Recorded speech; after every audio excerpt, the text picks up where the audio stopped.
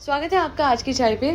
Thumbnail से तो आपको पता लग ही गया होगा कि खुशी और विवेक चौधरी, अरमान मलिक एंड फैमिली, इन पे है मेरी आज की पॉडकास्ट। मैंने हाल ही में एक टिफ देखा जो कि विवेक चौधरी और अरमान मलिक में हो रहा है, जहाँ पे छोटे छोटे शॉर्ट्स बना के कहीं पे विवेक शेड करता है अरमान को, अरमान नहीं संदीप को, क्योंकि अरमान का असली नाम तो संदीप है, और वहीं दूसरी ओर अरमान किसी न किसी तरीके से शेड कर रहा है विवेक को। अरमान ने आई गेस सबसे पहले यही कहा कि भाई अपने बच्चे पैदा करते हो, यानी विवेक को वो ये कहना चाह रहे थे कि 9 महीने तुमने कंटेंट अपने बच्चे से निकाला और उसके बाद उसे छोड़ दिया अपने माँ बाप के घर, और तुम पूरी दुनिया में घूमते फिरते हो, कंटेंट बनाते हो। पर खैर जो भी ये सब कुछ था, इसके रिप्लाई में वहीं विवेक ने कहा अरमान को कि मेरा तो एक है, तुम्हारे तो कितने सारे हैं, तुम्हारी एक तीसरी बीवी यानी सबसे पहली बीवी भी है। और इसके जवाब में, मतलब क्योंकि विवेक ने कहा था कि तुम्हारी तो कितनी बीवियां हैं, 2 हैं कि 3 हैं, ये सच बताओ, दुबई में क्या हुआ था ये सच बताओ।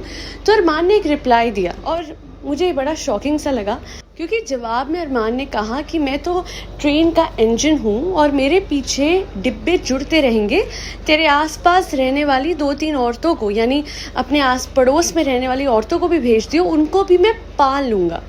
मैं अरमान से एक चीज़ पूछना चाहूँगी, आप औरतों को, आपकी भी शायद बेटियाँ होने वाली हैं, पायल से आप ऐसा कह रहे थे, तो कल को आपकी बेटी होती है, या फिर हो सकता है फर्स्ट वाइफ से 2 बच्चे जो उनमें से एक बेटी हो, और फर्स्ट वाइफ यानी सुमित्रा, पायल नहीं, कृतिका नहीं, सुमित्रा। एंड ये इन्फॉर्मेशन एक दूसरे यूट्यूबर ने दी हुई है, बहुत पहले, महीनों पहले दे दी थी, मैं लिंक डिस्क्रिप्शन में दे दूंगी। एज पर ये इनकी 2 वाइफ नहीं है, पायल और कृतिका, तीसरी वाइफ अलग से है, और पायल की कभी शादी नहीं हुई थी। हाल ही में जब शादी करी इन लोगों ने, तो वो शादी हुई थी पायल से, पर कृतिका टेक्निकली सेकंड वाइफ है और थर्ड वाइफ है पायल। खैर ये सिनेरियो अलग रखते हुए मैं पूछना चाहूँगी कि अरमान जी, आप औरतों को क्या समझते हो? मतलब आप कौन हो ये कहने वाले कि मैं ट्रेन का इंजन हूँ, मेरे साथ डब्बे जुड़ रहे हैं? आप औरतों को डब्बा समझते हो? औरतों को एक मतलब क्या फर्नीचर का पीस समझते हो कि घर में लाके सजा देंगे जब चाहे तब, और फिर निकाल देंगे जब चाहे तब, पुराना हो गई, या फिर कोई पुराना फर्नीचर का पीस हुआ तो उसके सामने नया ले आएंगे? ये तो आपकी थिंकिंग बहुत ही गलत है। और पता है आप लोगों को कि इसमें कृतिका की कोई गलती नहीं है, जो कि थर्ड वाइफ है, इसमें गलती है पायल जैसे लोगों की। पायल ने पहले अरमान का और जो उनकी फर्स्ट वाइफ था उसका घर टूटा। अब सच है कि कितना नहीं, ये बात पायल बता सकती है। उसके बाद पायल ने अपने घर में कृतिका को आने दिया, रहने दिया, चीज़ें आगे बढ़ने दी, जिसके बाद ये हुआ। आज भी आप देखोगे उस घर में कितनी सारी लड़कियां, अनमैरिड लड़कियां रहती हैं। अब मैं नहीं कह रही वो सही है या गलत है, बट जो भी है, आप सोच भी नहीं सकते। उस दिन मैं सुबह 6:30 बजे का इन लोगों का व्लॉग में मुझे दिख रहा था कि वो लड़की है लक्ष्य, वो आके साथ में बैठ गई, जिस तरीके से इतने क्लोज होके वो बैठी थी, मुझे सही नहीं लगा। और मैं लक्ष्य को कुछ नहीं बोल रही, बिकॉज उस घर का कल्चर ही है, हर दूसरे, आप मानेंगे, हर दूसरे तीसरे दिन अरमान किसी लड़की के साथ घूम रहा फिर रहा होता है और उसे कहीं ना कहीं लेके जा रहा होता है। अब इसमें हम उन लड़कियों को तो नहीं ब्लेम कर सकते, because ultimately this is the culture that prevails with in their house. दोनों बीवियां घर में बीमार थी। अरमान, अभी रीसेंट व्लॉग था, 2 लड़कियों को लेके गए और उनको बोलते कि एक काम करो, ये लो बलून और सड़क पे हाईवे पे बेचो।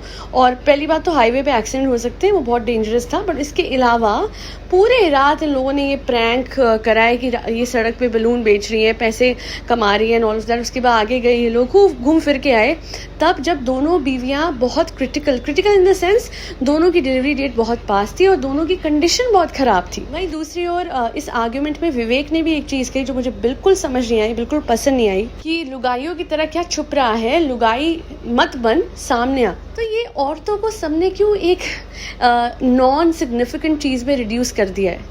या फिर मुझे लगता है कि ये जो औरतें हैं इन घरों में, उन्हीं की वजह से ये हो रहा है कि उनके हस्बैंड आगे आके ऐसी चीज़ बोलती है और वो उनको करेक्ट नहीं करती कि हाउ डेयर यू, कि तुमने औरत को एक ऐसी चीज़ बना के रख दिया है कि या तो औरत एक इंजन के पीछे लगने वाला डिब्बा है, या फिर एक लुगाई है जिसको एज पर विवेक जी छुपने वाला माना जाता है, या फिर as per another madam vlogger एक औरत खुलेआम ये चीज़ कहेगी कि हाँ मेरे पति का अफेयर है, वाइल बीइंग प्रेग्नेंट, ये बातें करेंगी। सोचिए। तो ये व्लॉगर्स, अगेन मैंने जो सोशल मीडिया पे पिटिशन डाली थी, आज उसका लिंक कमेंट सेक्शन में वापस मैं डाल रही हूँ। जाइए, साइन करें, आगे बढ़ाएं और एक ऐसा लॉ लाने में मदद करें जिसकी वजह से कुछ तो ये व्लॉगर्स संभल जाएं और ये जो बातें ये सरेआम बोल जाते हैं, ये जो कल्चर ये फैला रहे हैं, ये जो बैकवर्ड, रिग्रेसिव और एक्सट्रीमली मिसोजिनिस्ट थिंकिंग फैला रहे हैं, ये फैलना कम हो जाए। औरतों का स्टेटस आदमियों के बराबर है, ये समझना शुरू कर दें ये लोग। और अरमान से एक चीज़ कहूँगी कि अरमान, कभी आपने सोचा है कि जब आप इतना कुछ अपने बेटे चीकू के लिए करते हो और जैद के लिए आप कर रहे हो, तो उन 2 बच्चों की क्या हालत होती होगी जिनसे शायद ही आप मिलते होंगे। बड़ी हैरान, अभी कुछ दिनों पहले बहुत अप्रोर हो रहा था, लोग अंदाजे लगा रहे थे कि शायद एक ब्लॉगर है जिनकी शायद बेटी है 14 साल की कि नहीं है, पर यहाँ तो पूरे सबूतों के साथ सामने वो बच्चे हैं जो अच्छे खासे बड़े हो चुके हैं। तो फिर एज़ पर एग्जिस्टिंग वीडियोस जो बहुत सारे हैं, जो इनके घर में आज वो बड़ी मम्मा कर रहे हैं, वो औरत तक एक वीडियो में बोल रही है कि हाँ, मेंटेनेंस के 50,000 दिए थे अरमान की फर्स्ट वाइफ को। तो मैं ये कहूँगी कि प्लीज़ अरमान जी और विवेक, आप दोनों लड़िए, जितना चाहे लड़िए, या फिर एक दूसरे में दोस्ती कर लीजिए। आप लोगों का वो पर्सनल मैटर है, पता नहीं आप दोनों में क्या हुआ क्या नहीं हुआ, पर औरतों को डिग्रेड ना कीजिए अपनी आर्ग्यूमेंट्स के थ्रू।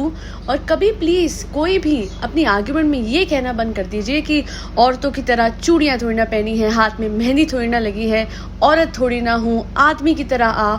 ये सब बातें बहुत गलत है, क्योंकि आज औरतें पता नहीं कहाँ तक पहुँच चुकी हैं, क्या क्या अचीव कर चुकी हैं, घर भी संभालती हैं, बाहर भी काम करती हैं, ऑलराउंडर बन चुकी हैं। और ऊपर से सबसे बड़ी बात है, एक औरत माँ होती है। ये सृष्टि में जितने दुनिया है, जितने लोग हैं, एट्रीब्यूटेबल टू अ मदर। तो ये सब कुछ जब एक माँ की वजह से है, जब सबसे ज़्यादा सम्मान हम एक माँ को देते हैं, तो फिर एक औरत का स्टेटस इतना डिग्रेड और रिड्यूस क्यों कर देते हैं ड्यूरिंग आर्ग्यूमेंट्स। तो आपकी क्या राय है मेरी इस पॉडकास्ट के बारे में, मुझे कमेंट सेक्शन में बताइएगा जरूर। आज के लिए इतना ही। Do not forget to like, share and subscribe to Aaj Ki Chai. Thank you so much for tuning in to Aaj Ki चाय पॉडकास्ट।